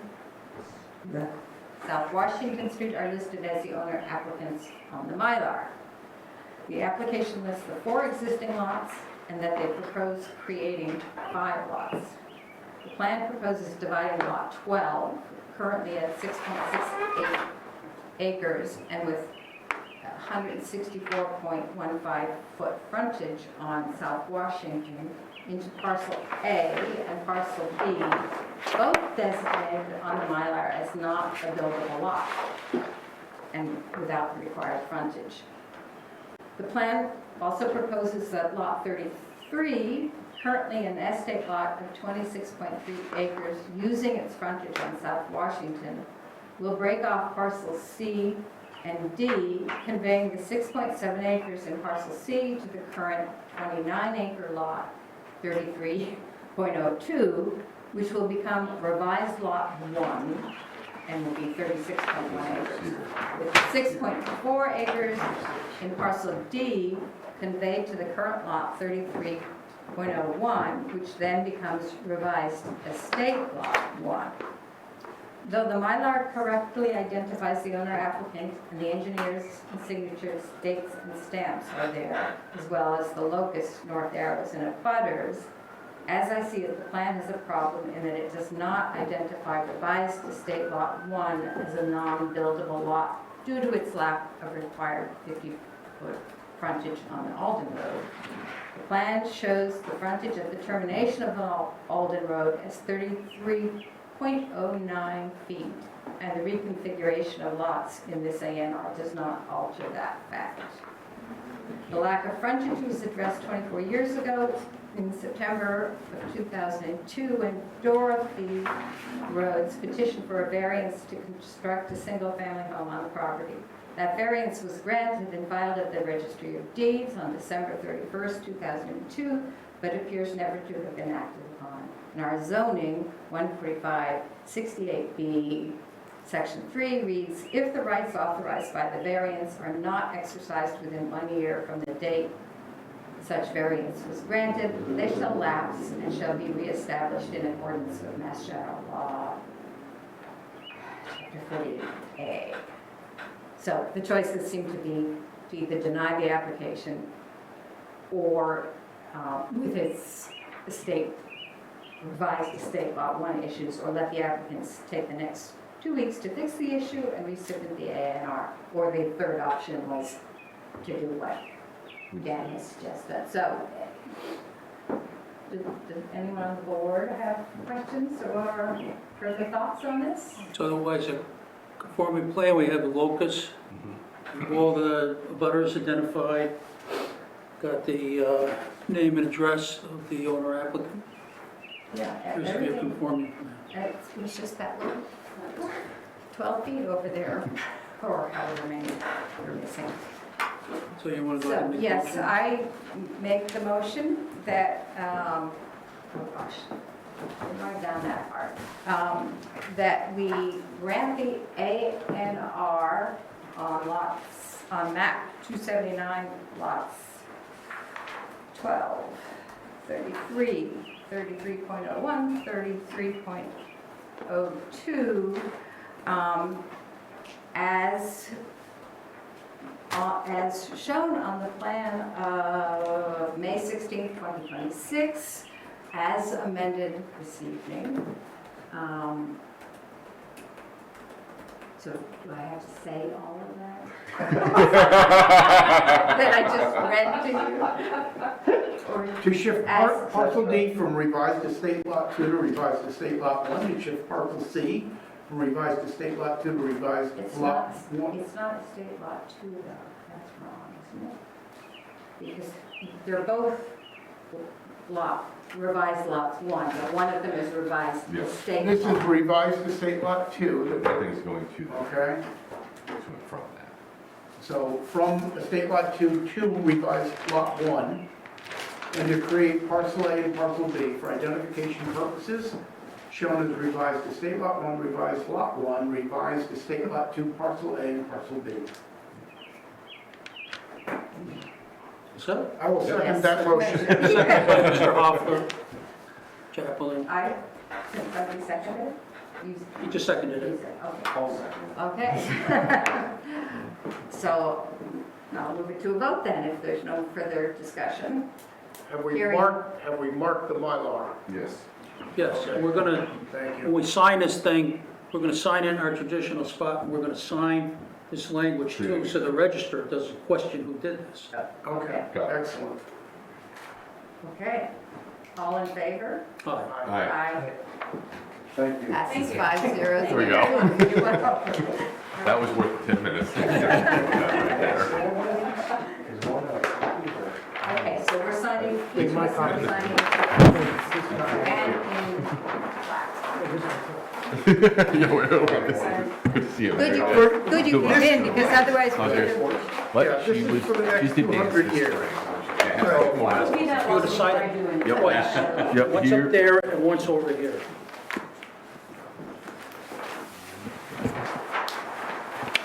And Do you know what it is? Oh, I know what it is. I didn't get the site plan Oh, application Oh, yeah? done for, I'd like to pick your brain. we have to for sign the, the M1. yeah, you gotta sign There's it. no picture? Oh, I don't have my camera. All right. Because it's been so long, it's hard to believe. Well, there's the one almost got longer, didn't it? There's a 20-day period for people to make those. That's not the case with the name. Two signatures on the Mylar. Then, this is the site plan review for the Pelham Road. Okay. I didn't get that pushed around. Complete? You have a fantail deck railing? We're gonna sign this here. I have mine, it's just missing the fantail deck railing. It's the only I'm piece. just gonna get the ones that are. So I know.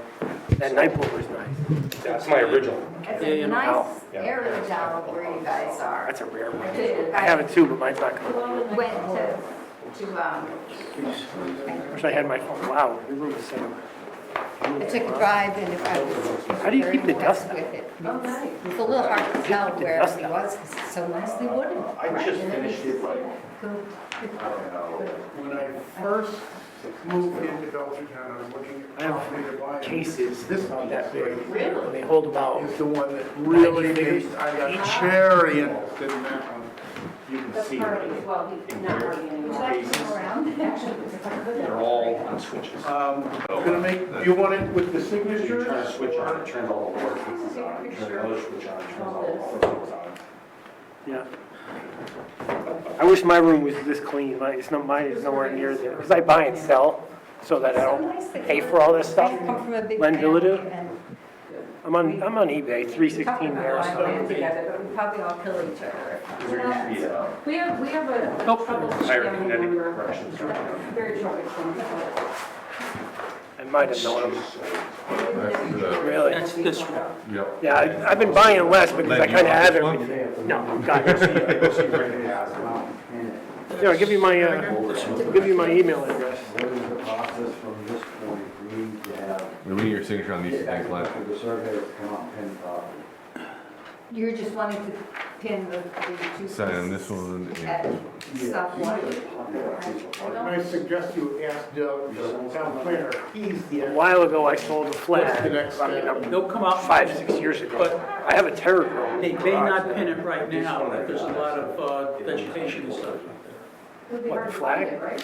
Yeah, I mean, if you wait, What they often do a that's the lot thing, of people times don't wait. They go ahead and they You know? record this. This is and my then in the fifth fall, one. when everything is dead, they go back. and- I lived in Georgia, I had 3 of them in my That's what you backyard. gotta It was talk about. crazy. But I've been doing it since 98. Years since this process. I've been doing it for a long time. So he said, as soon as we get It's a this site recorded, plan. they'll come out and Pelham Road. There's a Checking the Gmail. bill over there, I think, probably you're gonna take I got it. some registers of these like Sign. that. Yeah, I'm not into, Before something changes. yeah, the prices are nuts. This is the. I have 3 of the classified, just 3. I have Scarlet, Meredith, and Cobalt Commander. That's the only classified figures I have. I can't I'm glad you justify spoke up and didn't just spending all walk that out. cash. Yes, thank you. Yeah, You yeah. can pin it But any, what I've been doing over the years. yeah, I mean, I'll buy a lot of 50. yeah, Yeah, exactly, Deed but, three, yeah, sell everything. you know, when you You know? get deeds written, You're not- you record the plan with the deeds. It is, so it you're is gonna very have hard. new deeds written. You have to be for patient, property's be very patient. Great, sake. You don't need to. very patient, but Record the plan tomorrow. gonna So it's like move on here. because- Oh my gosh. you guys Yeah, are I'm glad you sorted it out, I'm glad you're here. 38, something like that. Make sure all this is- I have like all the rare stuff. Yeah, I got, they, Steel Brigade, Old Head Steel Brigade, like that. Stardust. Different. Anyway, glad you came. So I mean, it's, yeah. But I have them in cases like this that I have on the wall. And 1, 2, 3, 4, 5. All right, well, sorry. Oh, yeah. I gotta go back to business. Nice meeting you. Glenn, oh yeah. This is me right here. Hey. Moving on. One of us. I don't know who we are. See, Nice seeing you. Yeah. Thank you, gentlemen. Thank you, ma'am. Now that the board has been reorganized here last meeting, and so the register knows our signatures, this is a new signature sheet. thank you, sir. All right, thank you. Thank you all. Everybody have a great day.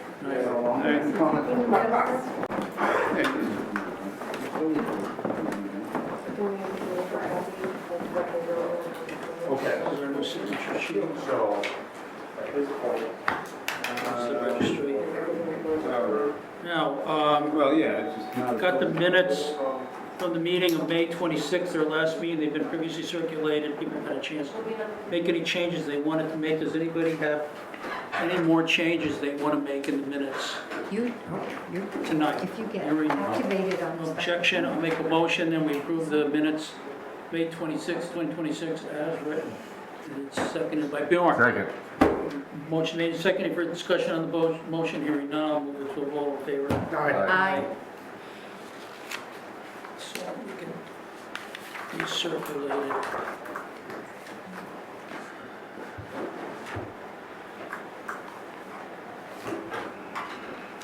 We've got the town planner report.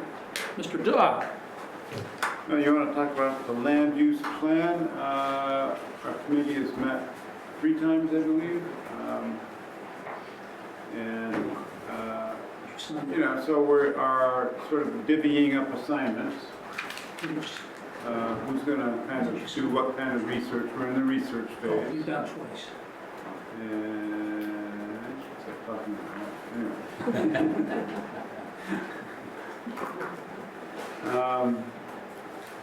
I'm glad she never watches this.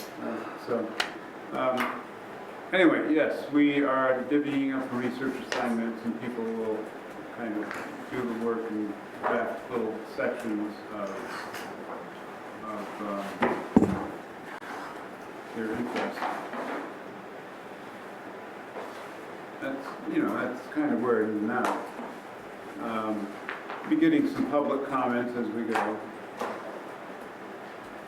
And they will do some mapping, PVPC for us.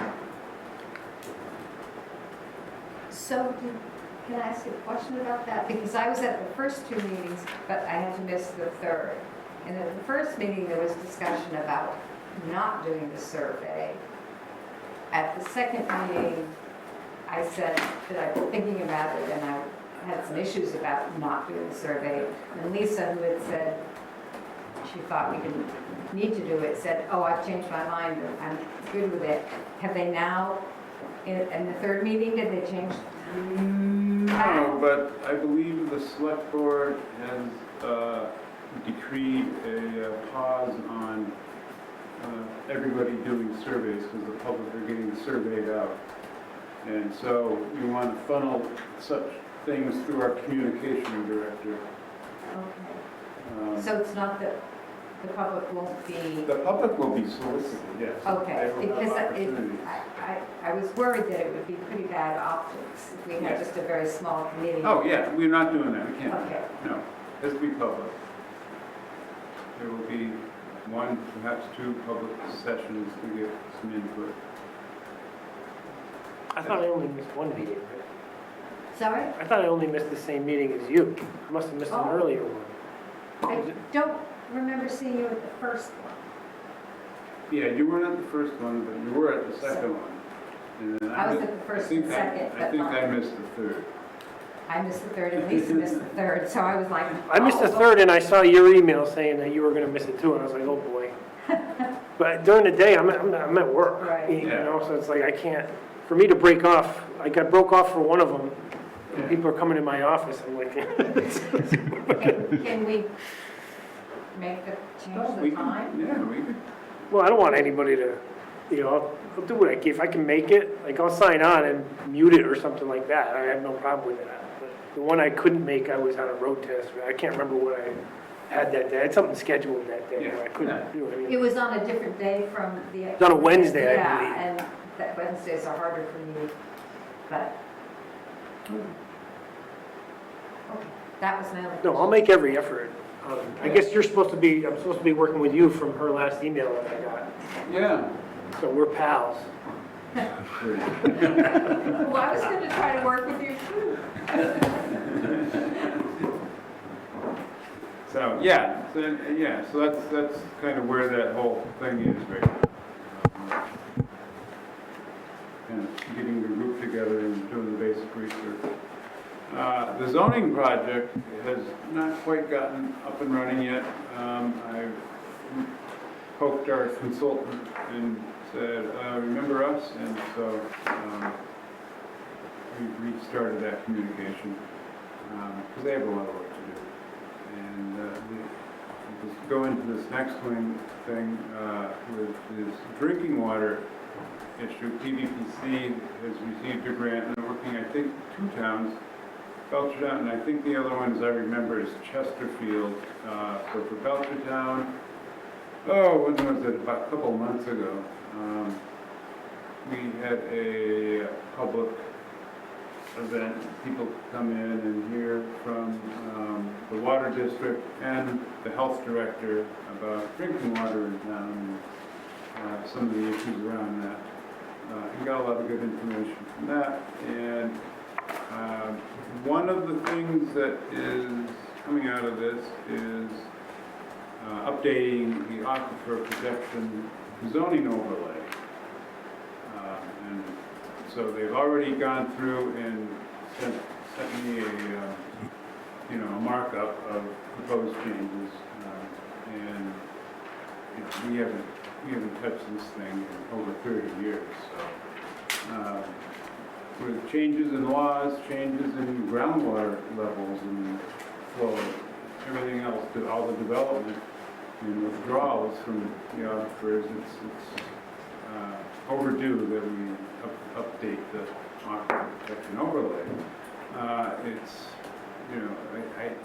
Originally, I don't know if it came from USGS or some other source of geological knowledge. But I believe the state or EPA or somebody has updated a lot of the aquifer maps across the area, so we'll have more current information on that too. But in terms of standards and rules and procedures, written by law, draft already looks to be an improvement, and so we can integrate that into our zoning revision. So a big chunk of that might already be done, at least that piece of it. So that would be good. And a couple of more things while I'm just running down my list here. Economic development, maybe you have heard that it was put in the budget that town meeting approved that there be a part-time, 15 hours a week economic development position. So that has been advertised. I don't know where if anybody's applied yet. So we're going to have a pretty small pocket of people looking for 15-hour jobs, but it could be someone who's married and wants a part-time job, but who has otherwise expertise, or it could be a grad student, or it could be, so. Is that what we advertised for a few years back, and No. the search didn't work, and that's how we got the creative economy? Well, it was similar, yeah. You're right, yes.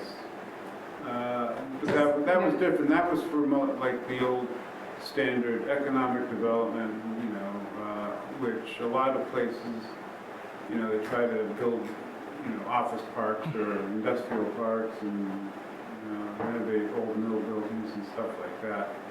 And so, you know, we basically got nothing out of that effort, and so then we went towards the creative economy, and that was pretty successful.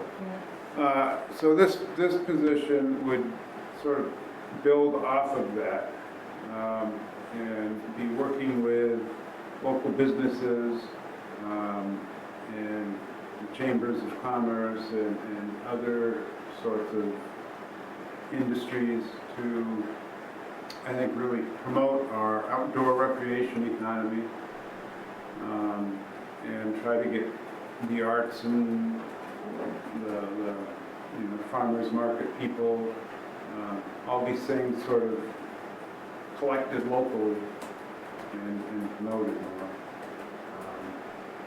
So I think that position also will work extensively with communication and grants. Kind of piece together. Anyway, so that'll be coming eventually, which could be good. I think that would be helpful for us. The other thing that just sort of came up recently, in fact Friday afternoon, is Representative Saunders approached the town manager about an economic opportunity zone for the census district that includes State School, Carriage Road. Right now, under the criteria of opportunity zones, we don't qualify because we don't have the requisite number of people with, you know, below certain incomes and stuff. But there could be exceptions, and I think this might be one. So we're going to try to get Saunders to present this to the governor.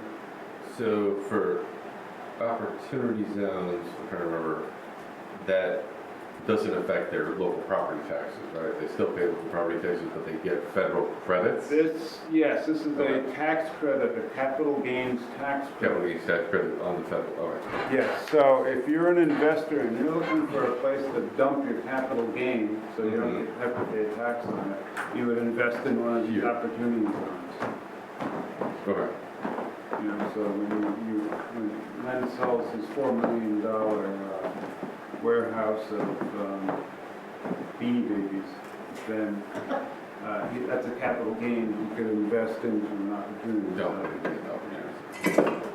So he could still gain from the investment, but he would never pay the capital gain, not tax on it. So that's the essence of it.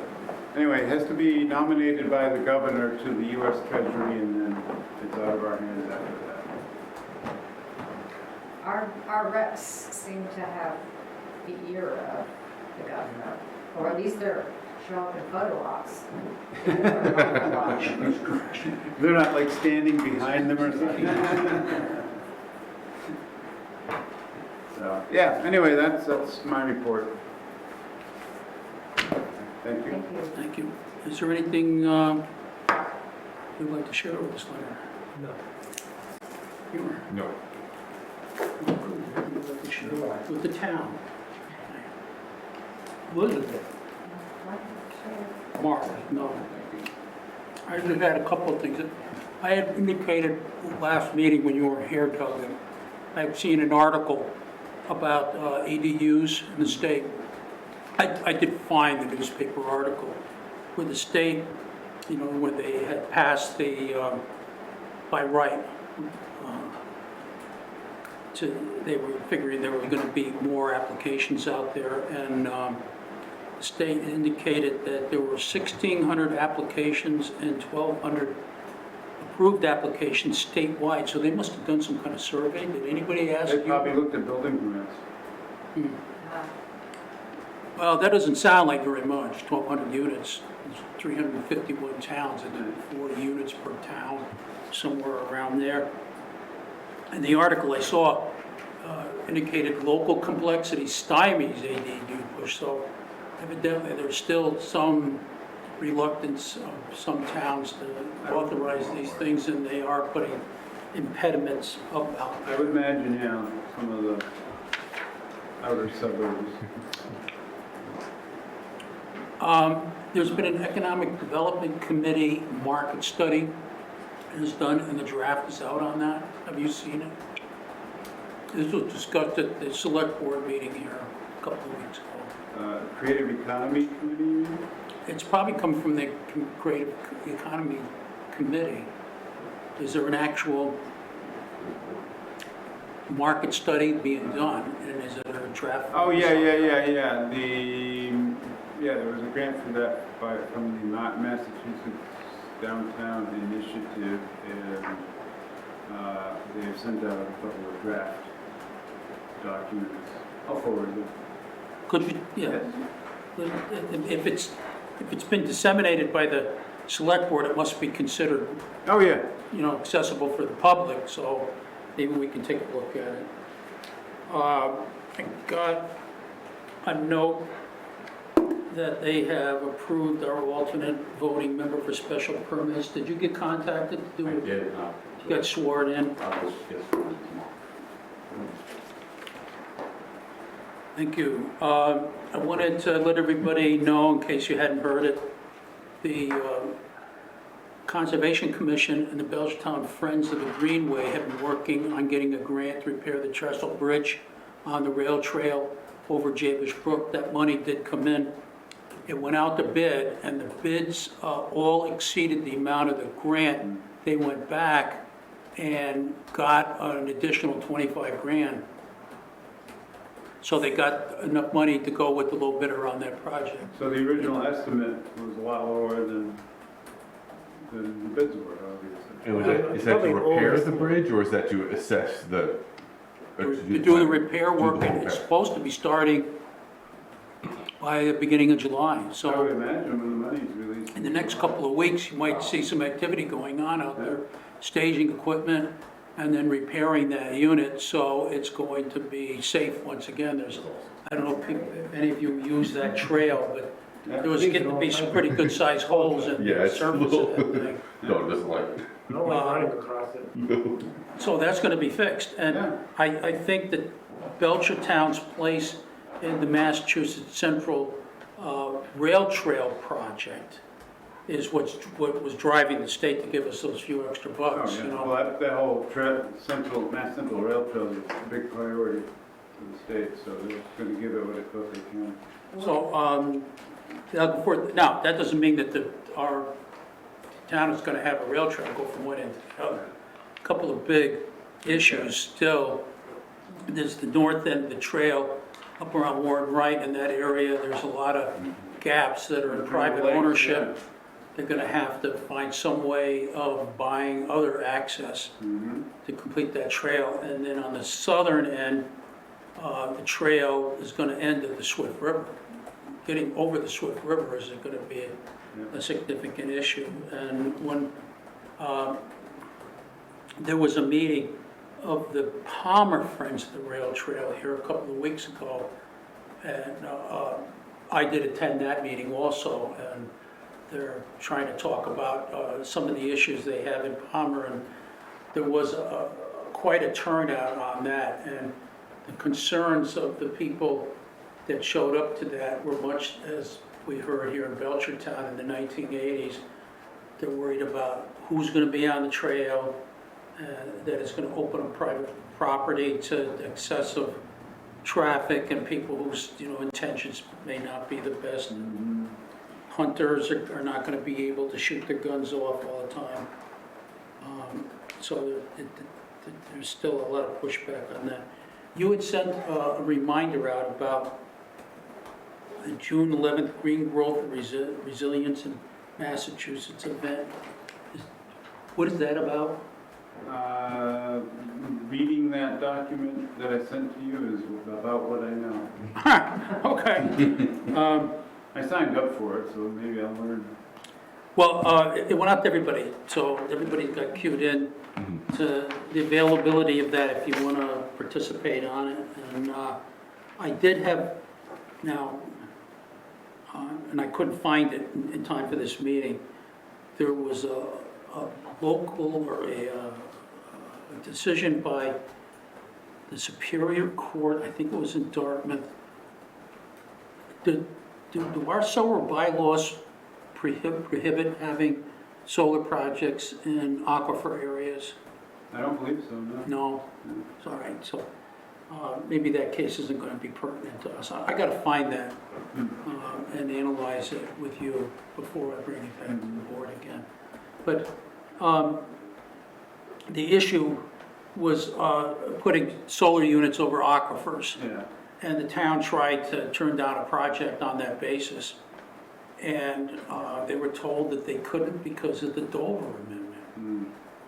Now, they could turn it down for health and safety reasons if they could prove that the project was going to threaten water sources and stuff, but they could not restrict projects and then just use an aquifer restriction as the basis for not having availability because of the Dover Amendment. Yeah, yeah. You know, so.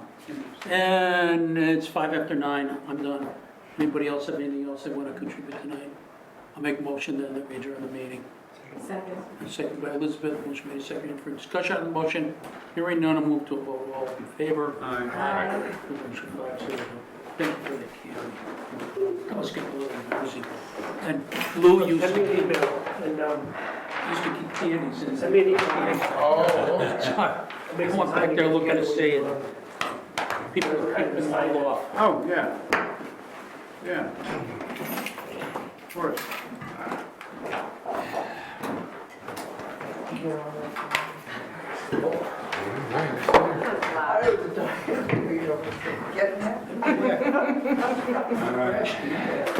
I ate some cheese before I came here.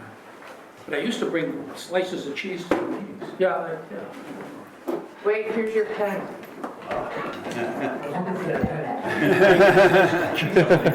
The special pen. I don't think we did a very good job with Night, everybody. Night. Night. Good night. Good night. Good night. I think, This is supposed to be a short. I don't think everybody signed. Okay, yeah, no, they didn't. How are you? Oh, I'm good. Are you normal again? Pretty hard. This one's healed so much faster than this one. I mean, it still has bumps, but nothing like this one.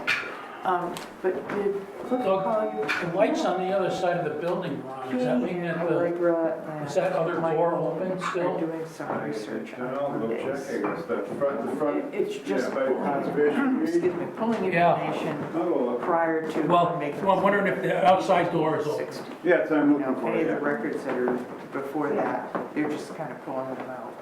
So, You mean they're finding them and assembling them yes, as? no, they're looking through something.